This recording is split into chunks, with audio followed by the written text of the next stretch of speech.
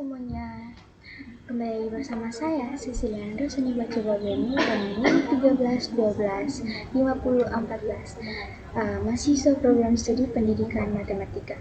Di video kali ini saya ingin membagikan sebuah testimoni dan refleksi mendalam mengenai pembelajaran saya selama 1 semester penuh di mata kuliah teknologi pembelajaran.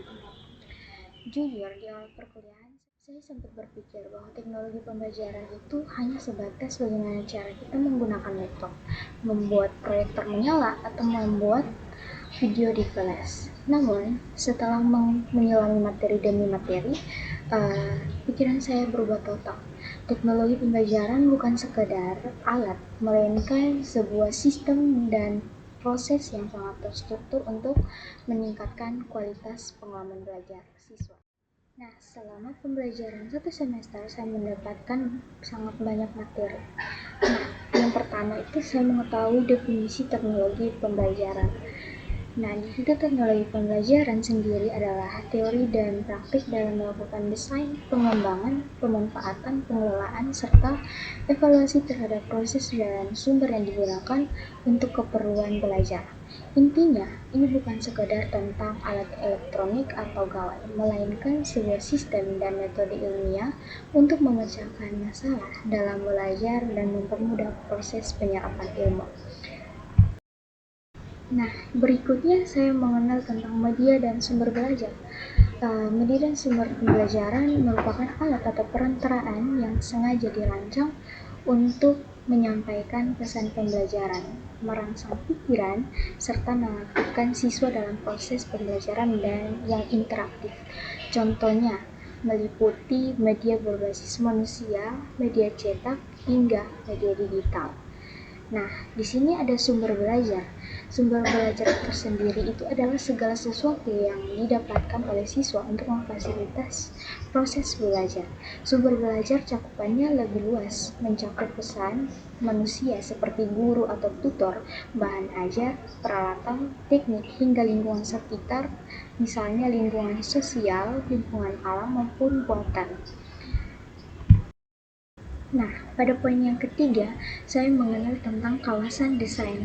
Ternyata kawasan desain adalah proses untuk menentukan kondisi belajar dan merencanakan cetak biru pembelajaran sebelum media atau program dibuat. Di dalam kawasan ini, seseorang perancang pembelajaran akan menganalisis karakteristik awal siswa, seperti gaya belajar mereka. Berikutnya, menentukan tujuan instruksional yang ingin dicapai, serta memilih strategi pembelajaran yang paling cocok agar materi tersampaikan secara berurut dan logis. Pada poin berikutnya, kita masuk kepada poin pemanfaatan. Dari domain pemanfaatan dalam teknologi pembelajaran ini berfokus pada aktivitas menggunakan proses dan sumber belajar serta sistematis di lapangan nyata. Ruang lingkupnya mencakup bagaimana media digunakan untuk kelas, bagaimana inovasi baru disebarkan seperti difusi inovasi dan penerapan nyata di organisasi seperti implementasi dan institusionalisasi, serta ukuran hukum seperti hak cipta atau kebijakan dan regulasi. Berikutnya kita masuk kepada pembahasan model Azure. Nah, sebuah model perancangan mengajar di kelas yang terstruktur, terdiri dari 6 langkah konseptual. Yang pertama itu adalah menganalisis karakteristik pembelajaran, yang kedua merumuskan tujuan pembelajaran, yang ketiga menyeleksi atau memodifikasi media, dan yang keempat memanfaatkan media dan bahan ajar.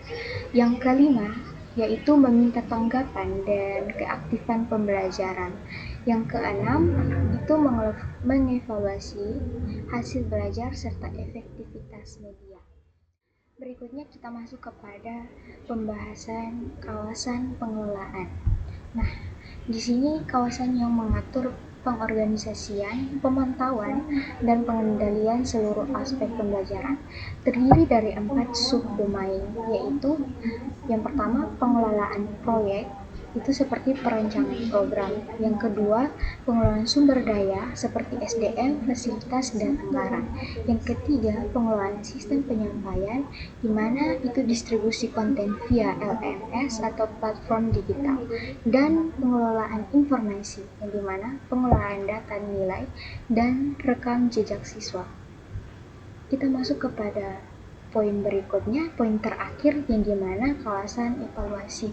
Nah, dari domain evaluasi, ini adalah proses sistematis untuk mengumpulkan dan menganalisis informasi demi menentukan sejauh mana tujuan pembelajaran tercapai.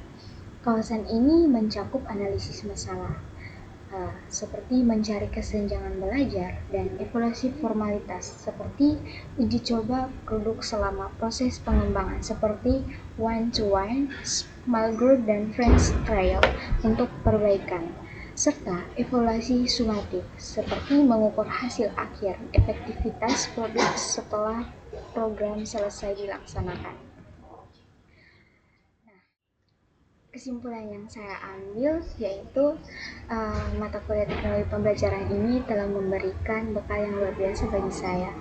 Saya merasa lebih siap untuk melangkah menjadi pendidik matematika yang tidak hanya menguasai rumus, tetapi juga adaptif, inovatif, dan mampu merancang ekosistem digital yang bermakna bagi generasi masa depan.